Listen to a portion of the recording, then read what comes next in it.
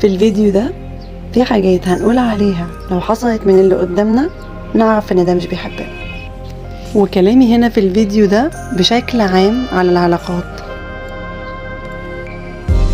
اول حاجة اللي شايف انت مصلحة، بس انا عارف ان انت عندك علاقات، افضل على طول جنبك.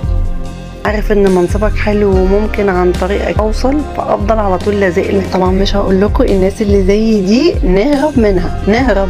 الناس اللي بتشوف دايما منك الوحش، تشوفش ابدا اي حاجه حلوه انت عملتها معاهم، ما بيفتكروهاش، يجيلهم زهايمر.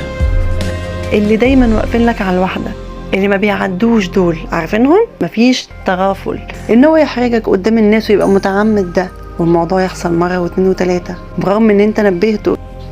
اللي قاصد ان هو يتجاهلك، قاصد مش مشغول غصب عنه. وقت ضغطك بتكون شايفه ان انت نكدي ومش مفرفش كده.